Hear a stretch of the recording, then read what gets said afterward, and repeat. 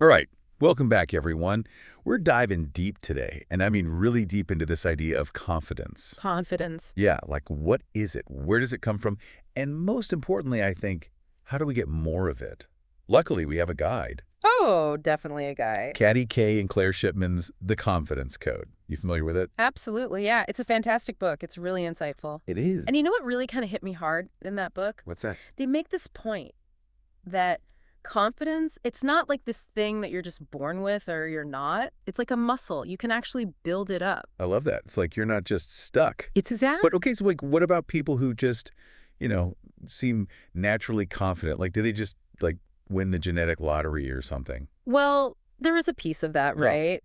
You know, our genes do play a role. They do, yeah. Some people might have a bit of a head start. A little bit. But here's the thing, you know, there's a lot of really fascinating research that shows that while genetics lay the foundation, it's our experiences that really shape how confident we become, especially early on, like in childhood. Oh, interesting. So, you know, think of it like this. Some people are genetically predisposed to be tall, but if they don't get the right nutrition, you know, Right, if they don't eat. they might not reach their full potential. Right. So it's kind of like nature and nurture both playing a role. Absolutely, it's a combination. Okay, that makes a lot of sense. But you know what? Something that's always like kind of bugged me, and I think the book touches on this too, is this whole confidence gap between men and women. Oh, yeah, it's a big one. It's so frustrating. You know, Yeah. like why does it seem like men are just like naturally more confident, even if they're not necessarily more competent? It's a real phenomenon, and the book digs into some of the reasons why.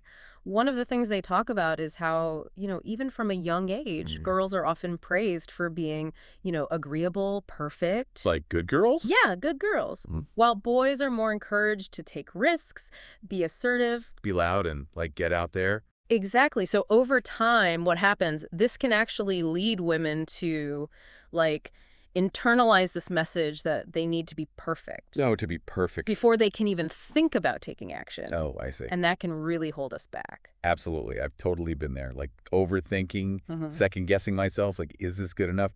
But okay, so the book offers a solution for this, right? What is it? Yeah, and it's pretty radical, actually. Ooh, radical. I like it.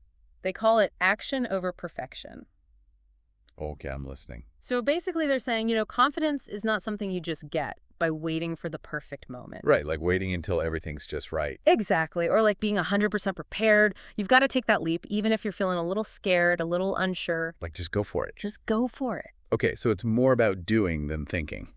I think so. Okay. I love Yeah. that way of putting it. You know, it's like learning to ride a bike. Oh, yeah. Yeah. You can read all the books, you can watch all the YouTube tutorials you want, but until you actually get on that bike and start pedaling, You're going to fall. you're not gonna, you know, you're not gonna learn, you're not gonna build that confidence. That's so true. It's about taking action. You know, and speaking of taking action, like getting on that bike, another thing the book really emphasizes is the importance of risk-taking. Oh, definitely. Not like reckless Oh, risk-taking, yeah, yeah. but like, you know, those calculated steps outside of our comfort zone. Calculated. I'm curious, what do you see as the connection between risk-taking and building that confidence muscle? Well, it's this really cool feedback loop. When we take risks and things go well, Yeah. it reinforces our belief in ourselves, right? Like, hey, I did that. I can do this. Yeah. But even when things don't go exactly as planned, Well, there's that too. you know, we learn these valuable lessons, and that actually can boost our confidence even more for future challenges. Interesting. The key is to start small, like you were saying. Small steps. Small steps. Push those boundaries just a little bit at a time, and then celebrate those small victories along the way. Oh, that's so important. It is. Okay, so we've got action, we've got risk-taking, but there's this other element that the book talks about, and I think it's really crucial. Oh, tell me. Our internal dialogue. Yes. That constant chatter in our heads, you know, what we tell ourselves. Yeah. How does that play into all of this? It's huge, right? Because if we're constantly putting ourselves down, focusing on all our shortcomings, Being negative. being negative, it just eats away at our confidence.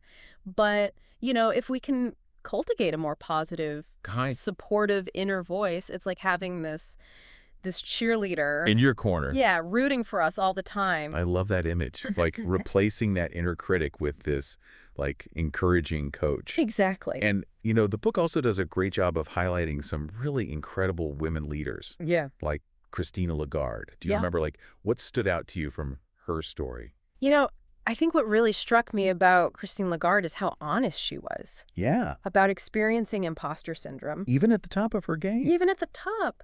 I mean, here she is, the first woman to lead the European Central Bank, and she still had these moments of doubt, Wow. you know? And it really it highlights that even the most successful people, Struggle with this stuff. they struggle with confidence, absolutely. But what I found so inspiring was how she dealt with it. Yeah. How does she do it? She acknowledged it, right? She didn't try to pretend it wasn't there, but she didn't let those feelings paralyze her. She focused on her strengths. She built a strong support system around her, and she kept moving forward. So powerful. Hmm. And it really just drives home that point that you were making earlier, that confidence is not a destination. It's not like you arrive. It's a journey. It's a journey. We're going to have those moments of doubt, but the key is to keep taking action. Keep pushing forward Keep nurturing that inner voice. and keep learning from those experiences. Absolutely, absolutely. So for everyone listening out there, what's one area where you'd like to boost your confidence? And what's one small step you can take today to move towards that goal? Yeah. I think this book really does a fantastic job of reminding us that we all have the power to unlock our own confidence code. We absolutely do. So go out there and start building that confidence muscle. Start taking action. Yeah. Even if it's a little scary. Even if it's scary, you got this. Thanks for joining us for this deep dive into the confidence code. Until next time, keep exploring, keep learning, and keep believing in yourselves. Keep believing in yourselves. See you soon. See it.